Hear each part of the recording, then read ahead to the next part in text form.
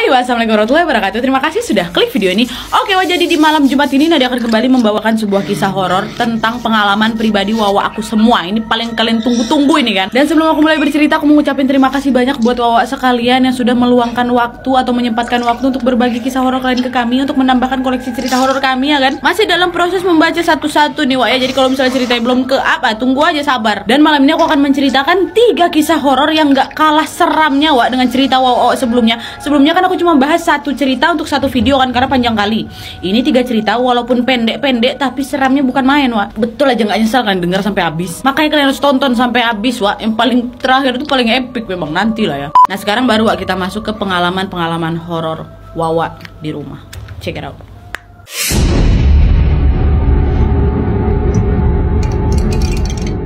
Oke Wak, jadi kisah pertama yang bakal aku ceritain ini adalah cerita yang datang dari Wawa aku yang bernama Cia. Halo Cia. Dan sebenarnya cerita ini saking seramnya Wak, aku kayak udah nggak sabar pengen aku up di TikTok ya kan. Akhirnya aku up lah itu di TikTok. Udah aku upload sekitar minggu lalu lah itu. Heboh Wak, sampai dia ambil akun-akun hosip dengan mention yang sama. Wanita ini menceritakan lalalalalalala ngangengung. Maaf ya warga YouTube kalau misalnya aku mendahului TikTok dulu karena saking nggak sabarnya aku Wak. Nah ini nih Wak kisahnya. Sebelumnya makasih ya Cia ya sudah membuat kami semua gemetar mendengarkan cerita kau. Nah jadi Wak ceritanya Cia ini berasal dari Lombok. Nah kisah yang diceritain oleh Cia ini Wak adalah pengalaman abang sepupunya. Nah abang sepupunya Cia ini namanya Abang Gibran. Jadi Abang Gibran ini memang dikatakan rajin ibadah lah Wak. Alhamdulillah sholat sunnah pun alhamdulillah tiap hari. Entah itu duha, tahajud selalu dia lakukan Wak. Mantap kali Bang Gibran ini memang. Nah yang lebih mantapnya lagi Wak, Abang Gibran ini punya kebiasaan kalau misalnya sholat tahajud di musola Wak, dekat rumah. Bukan di rumahnya nih, di musola. Yang jaraknya pun nggak begitu jauh dari rumah. Nah niatnya Bang Iban ini supaya bisa tahajudan sama jemaah yang lain. Ya walaupun jumlahnya nggak banyak lah ya kan, kayak sholat wajib biasanya sekitar 5-9 orang, tapi kan setidaknya ada kawannya, ada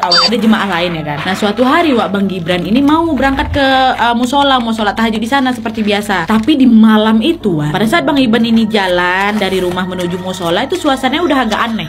Hening kali Wak, hening yang benar-benar hening tau kalian. Gak seperti biasa lah katanya. Udah agak aneh tuh kan Bang Iban, ikut tumben ya kayak gini. Nah sesampainya Bang Iban di musola pun ternyata sepi kali, nggak ada orang sama sekali, nggak kayak biasanya juga. Tapi ya saat itu kan Bang Iban nggak ambil pusing, mungkin nanti bentar lagi mau datang juga nih jemaah lainnya. Tetap Wak, Bang Iban ini mau jalankan sholat tahajud di musola, nggak langsung cabut ya. Nah pas sampai di musola itu Wak, Bang Iban ini tiba-tiba kayak pengen buang air kecil dulu. Dia pun akhirnya langsung lah pergi ke kamar mandi musola kan, dan posisi kamar mandi dan tempat wudhu itu terpisah Wak di luar musola. Dah masuk, setelah selesai buang air kecil dia pun langsung lah ambil wudhu lagi ya kan. Nah sewaktu Bang Iban ini lagi tengah-tengah berwudhu,